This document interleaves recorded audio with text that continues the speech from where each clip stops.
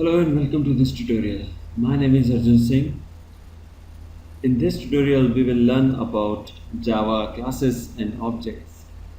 Java objects and classes are the fundamentals of object-oriented programming with Java. So let's get started.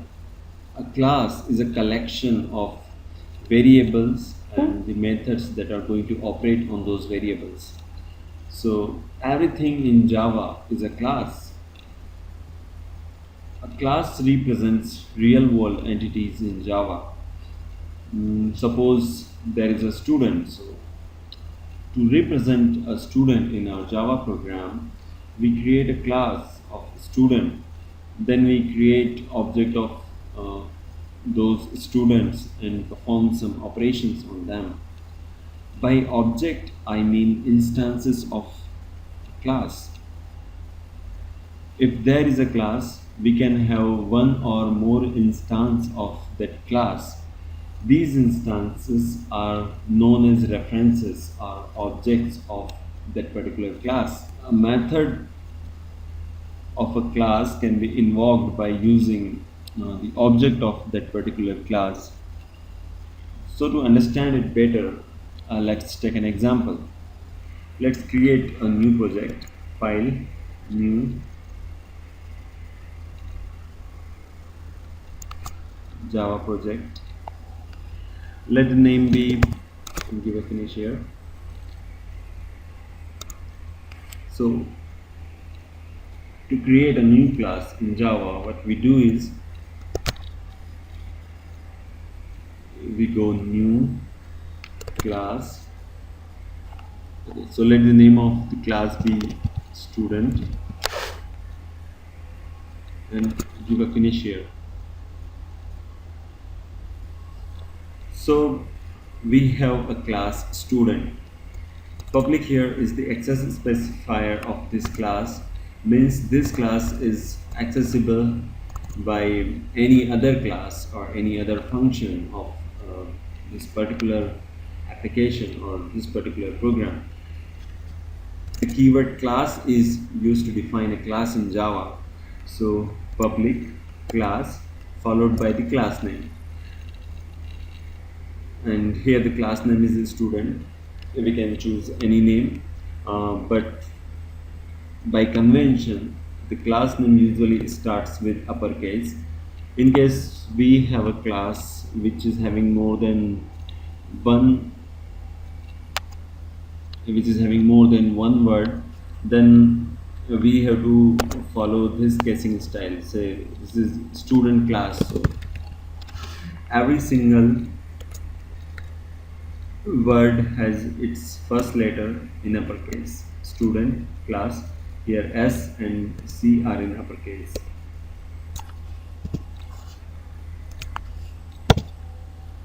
In any programming language, a class is basically a container which holds some variables and some methods which operate on those variables. So in a real world scenario, if there is a student, then the possible variables that a student can hold is, say, the student name and student's age. So we can define variables here inside this class body. The class body is made up of these curly brackets. So let's define a few variables here. String, name. It's a good idea to keep the variables of a class private. So we can use private here. By default, the access specifier of all the variables of a class is default. Instead of that, we are using private here. So private string name, and the other variable will be private, this time integer, age. These variables are called instance variable of the class. So they are assigned memory at the runtime. And to access these instance variable, to get their value and to set their value, what we usually do is we create getter and setter methods. So to generate getter and setter methods, just go to source, generate getters and setters using both these fields and press OK. So here we have four methods. First method is getName method, which will return the name of the student. Other is getAge, which will return the age of this student. Similarly, we have methods for setting the name and setting the age.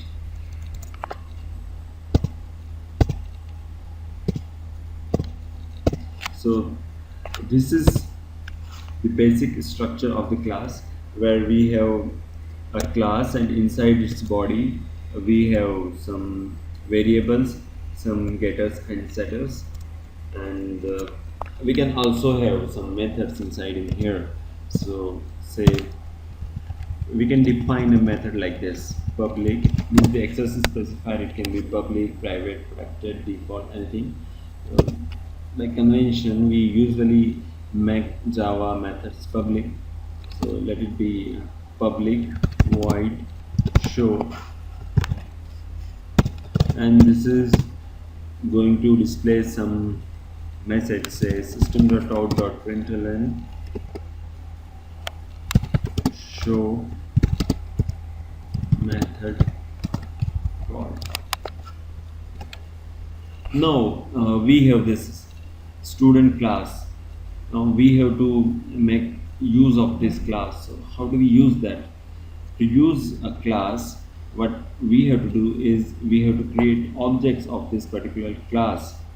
So let's have our application class first. New class application. It will contain a main method. Give a finish here.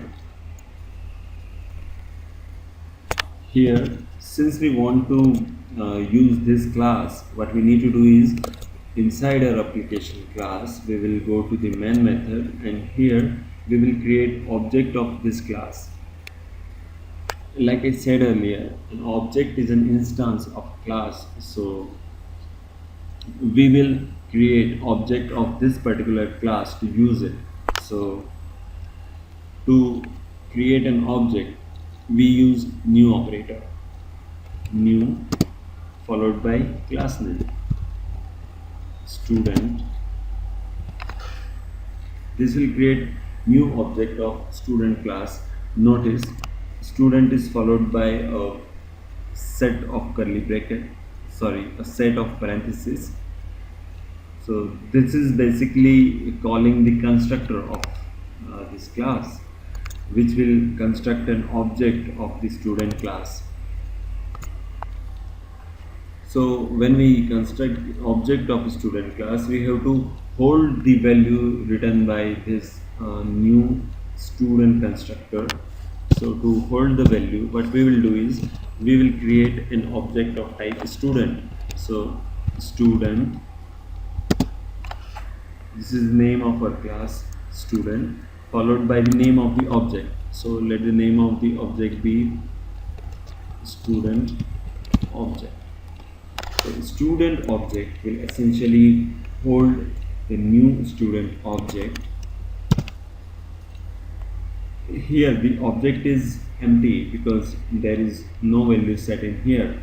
So to set some values, what we can do is we will use this object setter method. Means suppose we want to set the name of the student, so we have to call this set name method, and to set the age we will call this set age method. So what essentially we will do is student object dot set name, say name of the student be Arjun, student object dot set age, let the age be 28. So this way we have constructed an object and assigned values inside it. Now just to check, what we can do is we will just print student object dot. Now suppose we want to print the name and age of the student. So what we can do is we will just use the student object and call the get age method. This will print the age and this will print the name of the student. So let's run the program. Here it is. This statement prints the age and this statement prints the name of the student. So this is how we create a class in Java, and we create object of that class and set some values inside it and get the values. We can create any number of objects out of a class. Say there are 30 students, so we can create 30 objects of this class student. We can put them inside an array list, we can put them inside an array, and so on. Thanks for watching.